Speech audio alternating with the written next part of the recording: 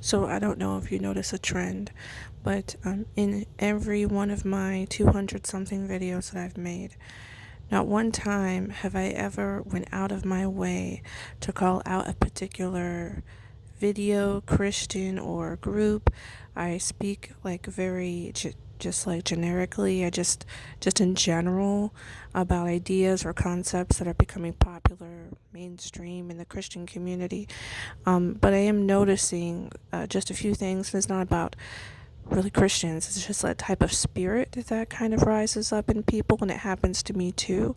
But what I'm noticing is there's this video of this guy, and preaching, and he's preaching in his kitchen, in his uniform, in his UPS uniform, over potato chips, and he's excited about the gospel and about Jesus, and he has such a great enthusiasm, such a great spark, and he doesn't have a lot of videos.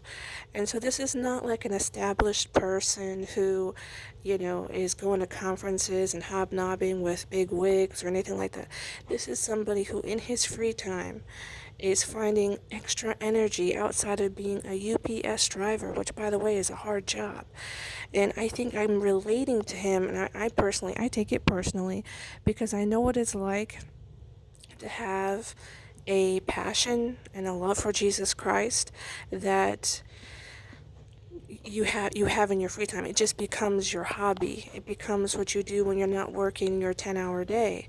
And so when somebody else comes along, they see it and they want to snuff it, which has happened in the past for me. And it doesn't feel good because you want to have fellowship. You want to have camaraderie with another Christian. It's the moment when the Holy Spirit's got to rise up in you, and if there's a rebuke or a correction, you take it, but you know that you can't go back to that person or that Christian because they enjoyed snuffing you out too much. And that is something that I learned in those moments, because it wasn't through kindness, or it was just one more thing they were jabbing at you with. It was an opportunity. It was a moment for them to virtue signal, to feel like a better person. It was, out of a spirit that was not critiquing as much as just pushing another person down, and you can feel it. Like, it's just a bad vibe. And I'm very open to being corrected, and I've made videos after videos saying I understand that as a woman I don't have authority. I understand as a woman who's not a theologian, I know what lane I'm in. So when people go out of their way to remind you stay in your lane, when I'm so very careful, not because of other Christians, but because of the God I serve, has made it clear, stay in your lane. And I do, which is why I don't talk about particular people or Christians or anything like that in a negative light. I don't do the videos where they go, you watch these Christian videos and it's just video after video about the same person. Like, there's this guy on YouTube who does nothing. Like, he has like hundreds of videos doing nothing but talking bad about Marcus Rogers. That is his plan. That is his agenda. And when I saw that every single video this Christian makes has Marcus Rogers' face on it, it starts to make you wonder, who is he worshiping? Like, he has Marcus Rogers all over his YouTube. What is that about, right?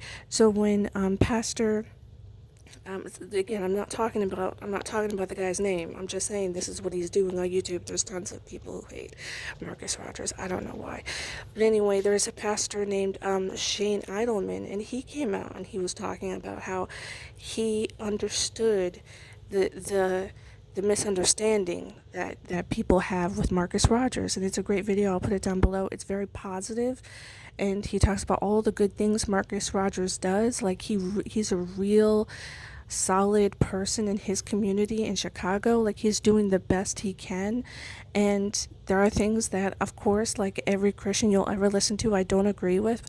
But for your every single video to be about bashing one person seems a little like wrong. And so I don't have any videos like that. None of my videos is doing that. But I really like the way that Pastor Shane Idleman came out and said, listen, we have to understand the heart behind why somebody might not understand an idea or a concept.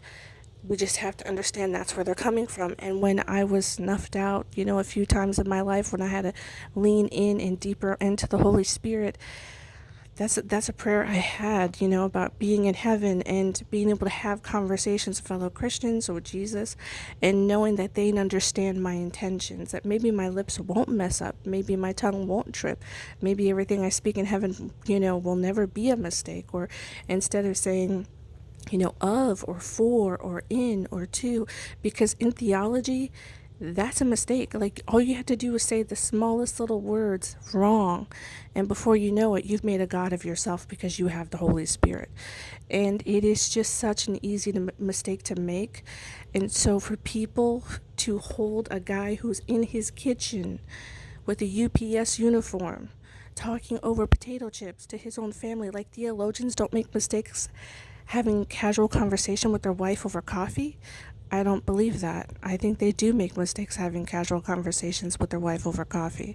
So I think that there is just something cruel and mean about Christians who need to snuff other Christians out, because there's outside of maybe Dr. Brown. Dr. Brown has a lot of enthusiasm, but there are very few theologians that are like PhD level that have the enthusiasm this guy has. I'll put the video down below. And he's not a theologian, but it doesn't matter. Like, there's just something about what he was doing that spoke to me, how excited he was about it. And if you're working all day being a dad and trying to keep your job and doing whatever people do every day, you're not being a theologian sitting in some basement or in some library or university studying all day long, who has no excuse. Like, if you're studying the Bible all day long, there are even like Jewish people who get paid to just study all day, like study the Torah and the different books that they study. But that's not the case for everybody. So I do relate to somebody who feels like a certain way about my love for God and for Jesus, but not having my whole day to spend to really hone an idea. And it's not so much what I care what other people think that bothers me.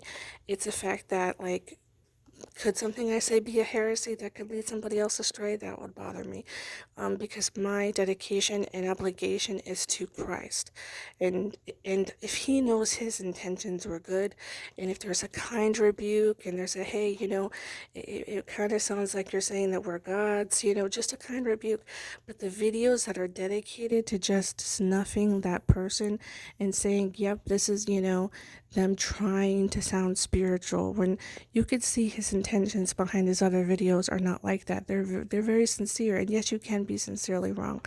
But I also think that the spirit of coming against other people and treating them like they're trying to be a Dr. Brown, or they're trying to be, this big theologian, when they're not in front of a bookcase. They're not there with a big microphone claiming themselves to be a teacher.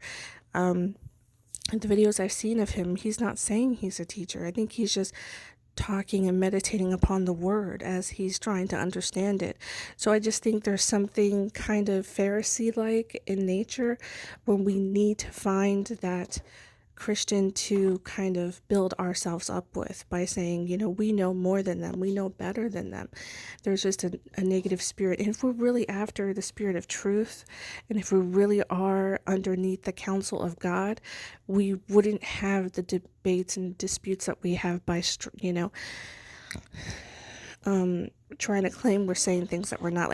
Like I've seen Christians even twist other Christians' words in order so that they can make this big speech and case about what they why they're wrong, and it turns out that that other Christian really didn't say that. So it seems like an ego thing, a pride thing. It just kind of hurt me a little bit to see that, because I've seen it happen to me. I felt it myself. And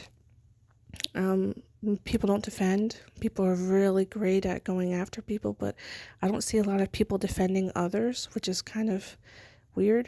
Like, do you see a lot of people making videos defending other people, saying, hey, there's a Christian I don't entirely understand, and I don't think that, they use the to, the for, or the right in that sentence, and it wasn't theologically accurate, but I'm going to defend the fact that they are enthusiastic, they are sincere, and why do we need to tear each other down? Like, those are not videos anybody makes. So this is Linda of Christ is King forever. May God be with you.